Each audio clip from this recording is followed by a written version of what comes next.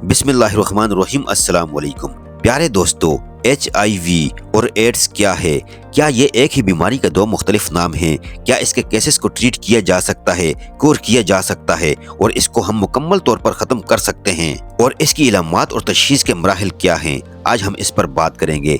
HIV stand for human immune deficiency virus. ये एक ऐसा वायरस है जो हमारे जिस्म में दाखिल होकर हमारी क़ुव्वत मुदाफ़ियती निज़ाम पर असरअंदाज होता है, जिसकी वजह से वो सेल्स जो हमें प्रोटेक्ट करते हैं बीमारियों के खिलाफ, जिसमें हेल्पर टी सेल्स या CD4 सेल्स हैं, इनमें कमी आ जाती है और जिस्म में मुख्तलिफ किस्म की इन्फेक्शंस और बीमारियां हमला आवर हो जाती हैं। HIV वायरस का नाम है और इसकी वजह से जो बीमारी होती है इसको एड्स कहते हैं, यानी एक्वायर्ड इम्यून डेफिशिएंसी सिंड्रोम। अब जरूरी नहीं कि वो तमाम लोग जो HIV से इन्फेक्टेड हैं वो एड्स का शिकार भी हों। इस बीमारी या इन्फेक्शन के कुछ स्टेजेस होते हैं। फर्स्ट स्टेज एक्यूट फेज की होती है, जिसके अंदर पेशेंट में अलामात जाहिर होती हैं, जिसमें बुखार का होना, फ्लू लाइक इलनेस, खांसी हो सकती है, जिस्म में रैश हो सकता है, जिस्म के गुदूद बढ़ सकते हैं। कुछ लोगों में इलामात जाहिर होती हैं और कुछ लोगों में इलामात बिल्कुल भी जाहिर नहीं होती। ये एक्यूट स्टेज होती है। इसके बाद ये वायरस बॉडी के अंदर मौजूद रहता है, लेकिन जैसे सोई हुई शक्ल में मौजूद होता है और एक्टिव नहीं होता, लेकिन ये किसी भी वक्त जाग सकता है, एक्टिव हो सकता है और वायरल रेप्लिकेशन स्टार्ट हो सकती है। इसे लेट इन स्टेज कहते हैं। इसके बाद वायरस जब एक्टिव हो जाता है तो वो बीमारी करके जिस्म के मुख्तलिफ हिस्सों पर असर करना शुरू हो जाता है।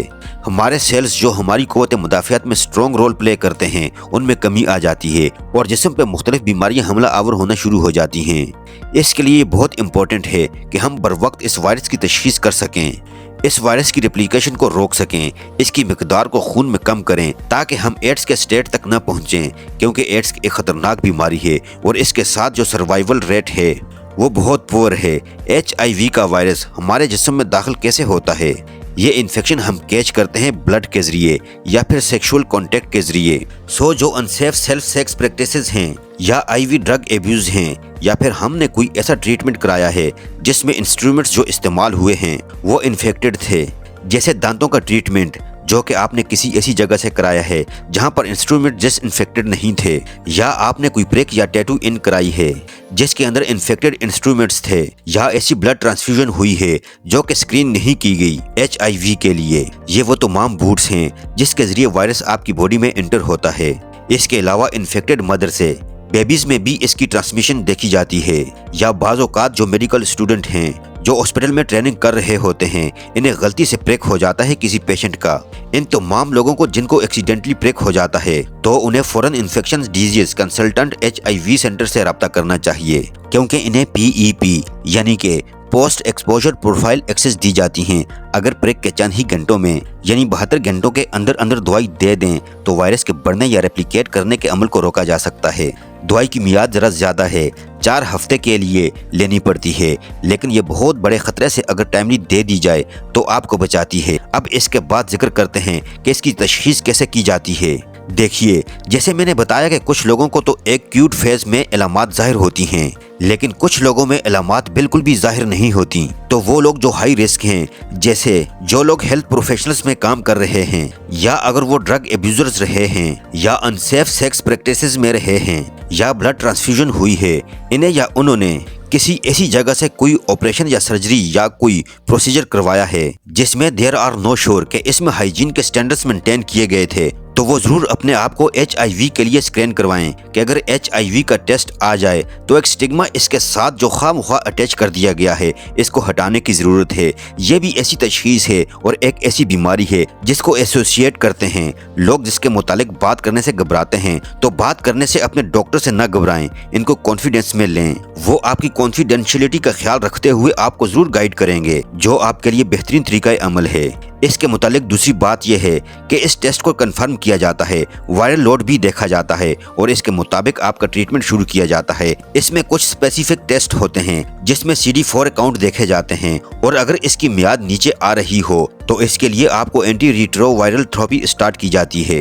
اس کے لیے 2 سے 3 दवाइयों के कम्बिनेशन हैं डिफरेंट एंटीवायरल ड्रग्स के, जो कि आपको लेने पड़ते हैं। ये ट्रीटमेंट आमतौर पर बहुत लंबे अरसे तक का होता है, लेकिन यह ट्रीटमेंट बहुत फायदेमंद है क्योंकि यह डिजीज की प्रोग्रेशन को रोकता है, वायरस की रेप्लिकेशन को रोकता है, वायरल लोड और बर्डन को आपके खून में कम कर देता है, जिसकी वजह से आप एड्स वाली स्टेज तक नहीं पहुंचते हैं। दूसरी इम्पोर्टेंट बात यह है कि प्रेगनेंसी में भी जरूर स्क्रीनिंग कराइए कि HIV की स्क्रीन हो मदर्स, और अगर खुदा न खास्ता कोई इन्फेक्टेड मदर निकल आई है तो इसकी भी एंटी रिट्रो वायरल थेरेपी की जरूरत है ताकि ये आगे बच्चे में ट्रांसफर ना हो सके। Breast feeding HIV positive mother can also be given treatment. तो जरूर इसके मुतालिक शर्माएं ना, घबराएं ना, बल्कि अपने मुआलिज से जरूर मशवरा करें ताकि वो आपको अच्छी तरह गाइड कर सकें और आपको ट्रीट पर डाल सकें। लोगों का ख्याल ये होता है कि अब हमने दवाई 6 महीने खा ली है या साल खा ली है और अब देयर फीलिंग बेटर और वो एसिम्प्टोमेटिक हैं तो वो दवाई बंद कर देते हैं। दवाई बंद करने का ये नुकसान है कि वायरस फिर से एक्टिव या जिंदा होकर रेप्लिकेट कर सकता है और लोड बढ़ जाए तो ट्रांसमिट भी कर सकता है। अगर आपका वायरल लोड कम रहे तो आपके ट्रांसमिशन के चांसेस नेग्लिजिबल हो जाते हैं। आप दूसरों को ये बीमारी नहीं फैला सकते हैं, इसलिए ट्रीटमेंट को जारी रखिए। ट्रीटमेंट सुपरवाइज्ड हो आपके मुआलिज के मशवरे से, वो आपके लैब्स को साथ साथ मॉनिटर करे और ये लॉन्ग टर्म ट्रीटमेंट चलना है ताकि आप इस बीमारी की पेचीदगियों से बच सकें। प्यारे दोस्तों, ये थी हमारी आज की वीडियो। आई होप कि वीडियो आपको पसंद आई होगी। अगर वीडियो आपको पसंद आई है तो वीडियो को लाइक कीजिए। अगर आप हमारे चैनल पर नए हैं तो चैनल को जरूर सब्सक्राइब कर लीजिएगा। अपना बहुत सारा ख्याल रखिएगा। अल्लाह हाफिज।